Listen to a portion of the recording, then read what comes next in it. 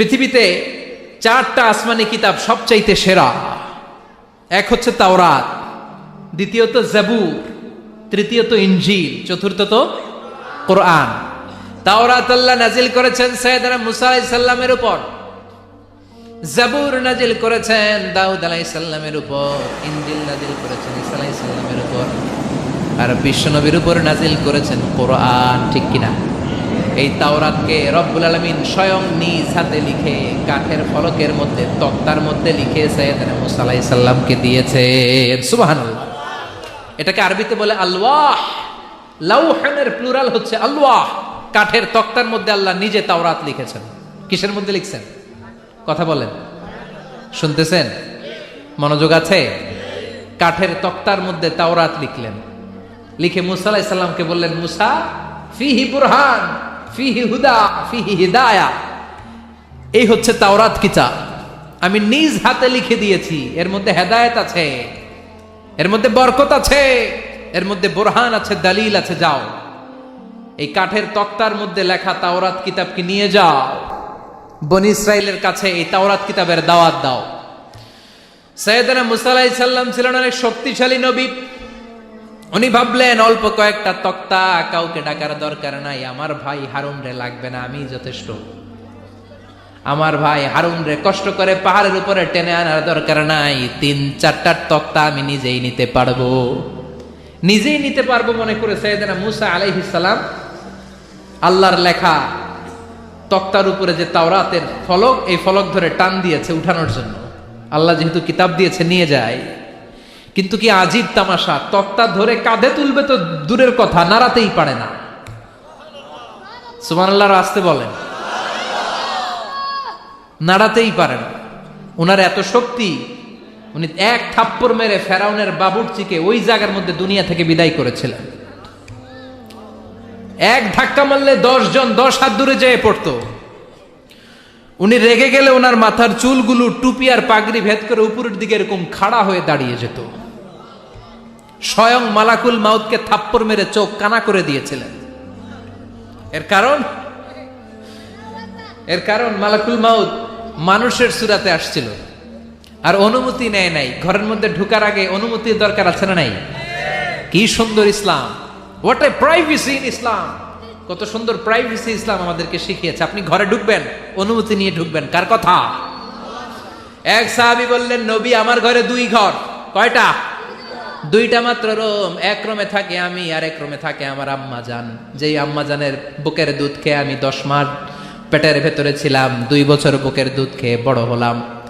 আমার আম্মা জান থাকে এক রুমে, আমি থাকি আর এক রুমে। ও নবী, আমার মায়ের রুমে ঢোকার আগেও কি অনুমতি নেওয়া লাগবে নাকি? বিশ্বনবী বললেন, ও সাহাবা, আতুহিব্বু আন তারাহা উরিয়ানা, do you like to see your mother naked? তুমি কি তোমার মাকে নেকেড দেখতে চাও? তুমি কি তোমার মাকে উলঙ্গ দেখতে চাও? সাহাবী বললেন, কাল্লা, কখনোই না। বিশ্বনবী বললেন, ইদান তাস্তাআদিন, তোমার মাকে যদি উলঙ্গ দেখতে না চাও তাহলে অবশ্যই অবশ্যই অবশ্যই তোমার মায়ের ঘরে ঢোকার আগে অনুমতি নিয়ে ঢুকবা। সুবহানাল্লাহ। মায়ের ঘরে ঢোকার আগে অনুমতি নিতে হবে। তাহলে ভাইয়ের ঘরে, বোনের ঘরে, ভাবির ঘরে, হ্যাঁ, ঢুকাই যাবে না। ভাবির ঘরে ঢোকা যাবে? কারো ঘরে ঢোকার আগে অনুমতি নিতে হবে। এটাকে বলে প্রাইভেসি। ইসলামী প্রাইভেসিকে গুরুত্ব দেয়। কারণ আপনি হয়তো এমন একটা সময় চলে যাবেন ঘরের ভিতরে, ঘরের ভেতরে আপনার আম্মা ওই সময় হয়তো হালকা পোশাক পরে, সিম্পল কোনো কাপড় পরে শুয়ে আছে, ঠিক কিনা? ওই পোশাকে সে আপনার সামনে আসতে চায় না। আপনি যখন নক করবেন, আপনি যখন সালাম দিবেন, পারমিশন চাইবেন, সে হয়তো ওনাকে ঢেকে চাদর পরে সুন্দর করে জামাটা পরে তারপরে আপনার সামনে আসবে। চিল্লায় বলেন ঠিক কিনা? এজন্য অনুমতি নিয়ে ঢুকা ফরজ। কারো ঘরে যখন যাবেন আগে সালাম দিবেন, 3 বার সালাম দিবেন। 3 বার সালাম দেওয়ার পরে যদি উত্তর না পাওয়া যায় চলে যাবেন। কার কথা? মানতে রাজি আছেন তো? এগুলো মানি না, এই জন্যই ঘরে অশান্তি, ফ্যামিলিতে অশান্তি, চোখের হেফাজত নাই, নজরের হেফাজত নাই। এই নজরের লাগাম যদি টেনে ধরতে পারেন, ফ্যামিলির 50% সমস্যা এমনিই চলে যাবে। চিল্লা এখন ঠিক কিনা? সাইয়েদনা মুসা আলাইহিস সালামের কাছে মালাকুল মাউত, মৃত্যুর ফেরেশতা, মানুষের সুরাতে এসেছিল, অনুমতি নেয় নাই, হুট করে ঘরে ঢুকছে। ধুইকা কয় আনা মালাকুল মাউত, আমি মৃত্যুর ফেরেশতা, জিইতু আন আকবাদা রূহাক, আপনার রূহ কবজ করতে আসছি। মুসা আলাইহিস সালাম দেখতেছে একজন সলিমুদ্দি। মুসা নবী দেখে কি, আর সলিমুদ্দি কয় কি, আমি মালাকুল মাউত। ভেজাল আছে না নাই? সাইয়েদনা মুসা আলাইহিস সালাম দেখে দিব্যি সাধারণ মানুষ, আর সে বলে আমি তোমার রূহ কবজ করতে এসেছি। মুসা আলাইহিস সালাম রেগে গেলেন, অনেক মেজাজ ওয়ালা নবী ছিলেন, রাগের চোটে এক থাপ্পড় দিলেন। থাপ্পড় খেয়ে মালাকুল মাউতের এক চোখ নাই। বুখারীর বর্ণনা, ফাসাক্কাহু ফাফাকু আইনা, থাপ্পড় মারলেন, চোখ শেষ। মালাকুল মাউত বাঁচার জন্য দিলেন দৌড়, এক দৌড়ে আল্লাহর আদেশে আল্লাহর আরশে চলে গেলেন। যে বলে মাবুদ এমন নবীর কাছে পাঠিয়েছেন, আরসালতানি ইলা আবদিন লা ইউরিদুল মাউত, এমন বান্দার কাছে পাঠিয়েছে ওই বান্দা মরতে চায় না, খালি মারতে চায়। কি করতে চায়? মরতে চায় না, মারতে চায়। দেখেন কি করছে আল্লাহ, বললেন ও মালাকুল মাউত ভুল করছো, সালাম দাও নাই, অনুমতি নাও নাই, মানুষের সূরাতে গেছো, আর নবীও সাধারণ নবী না, মেজাজ ওয়ালা নবী, ঠিক কি না? চিন্তা করে লাভ নাই, আমি কথা বলবো। সাইয়েদনা মুসাকে আল্লাহ ডেকে বললেন, ও মুসা তুমি নাকি মরতে চাও না, খালি মারতে চাও। সাইয়েদনা মুসা বলেন, না মাবুদ আমি তো চিনি নাই, এটা যে মালাকুল মাউত আমি তো চিনি নাই, চিনলে তো তার গায়ে আমি হাত তোলার সাহস করতাম না। আল্লাহ বললেন, ও মুসা যাও, দাইয়াদাকা আলা মাতনি সাউর, ওই যে একটা গাভী দেখা যায়, ষাঁড় দেখা যায়, ওই গরুর পিঠের উপরে তোমার ডান হাতটা রেখে দাও। সাইয়েদনা মুসা আলাইহিস সালাম গরুর পিঠের উপরে ডান হাত রাখলেন। আল্লাহ বললেন, মুসা তোমার ডান হাতের নিচে গরুর যতগুলো পশম, প্রত্যেকটা পশমের বিনিময়ে তোমার এক এক বছর করে হায়াত আমি বাড়িয়ে দিলাম। মরতে যখন চাও না, মারতে যখন চাও, আরো কয়েক বছর মারো, হায়াত আমি বাড়িয়ে দিলাম। মুসা আলাইহিস সালাম বললেন, আল্লাহ সুম্মা মাযা, এই হাতের নিচে গরুর যত পশম তত আমার হায়াত বেড়ে যাবে। ধরলাম হাতের নিচে 2000 পশম, 2000 বছর হায়াত বাড়িয়ে দিলেন, কিন্তু সুম্মা মাযা 2000 বছর পরে কি হবে, আগে ওইটা কোন, ওই ঝামেলাটা ভাঙের আগে।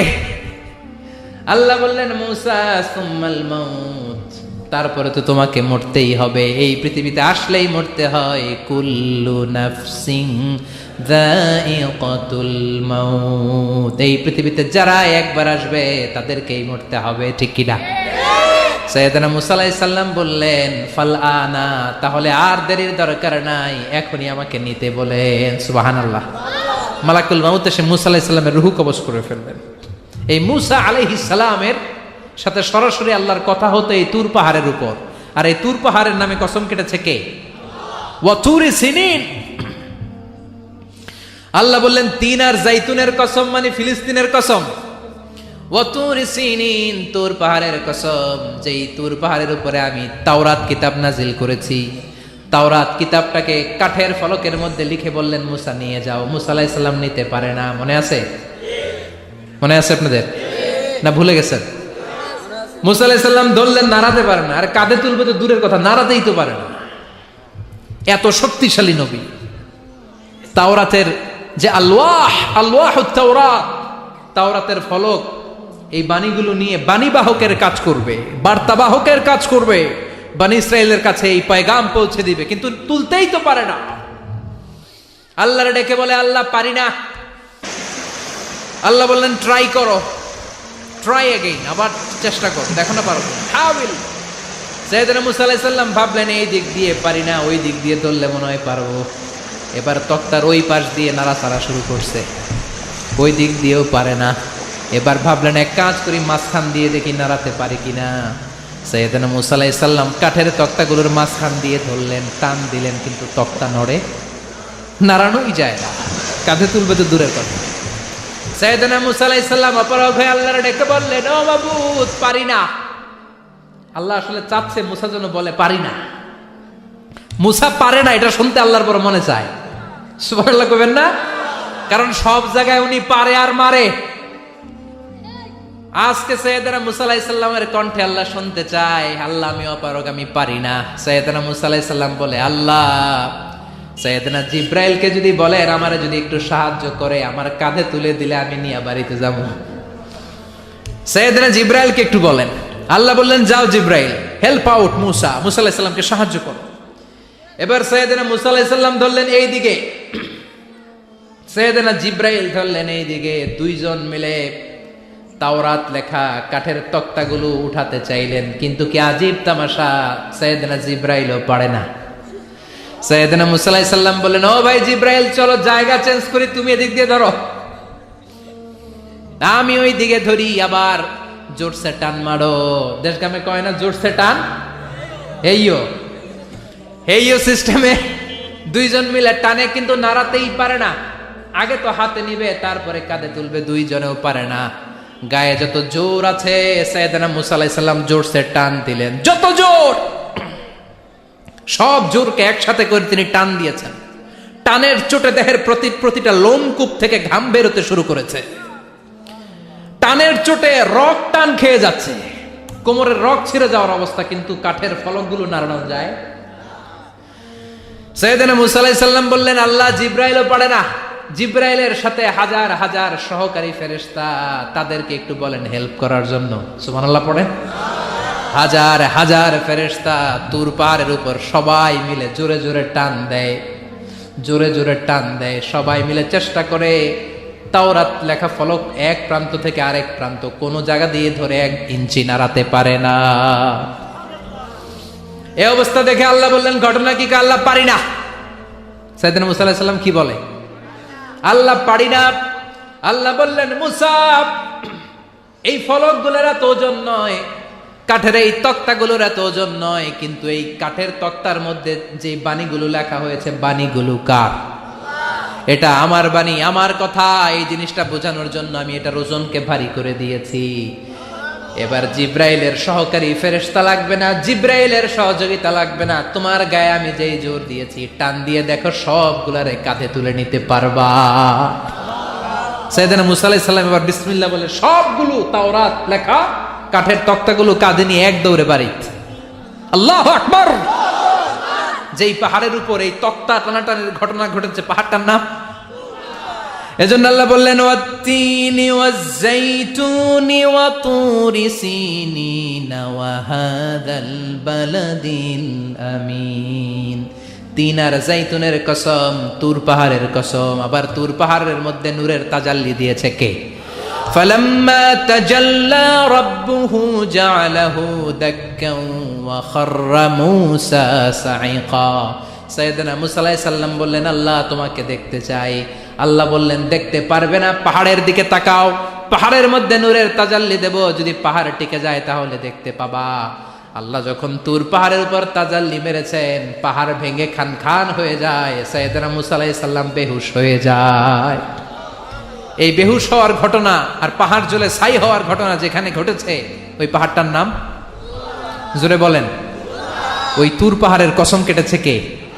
ওয়াতুরি, ওয়াতুরি 2285 মিটার উঁচু, অনেক উঁচু পাহাড়।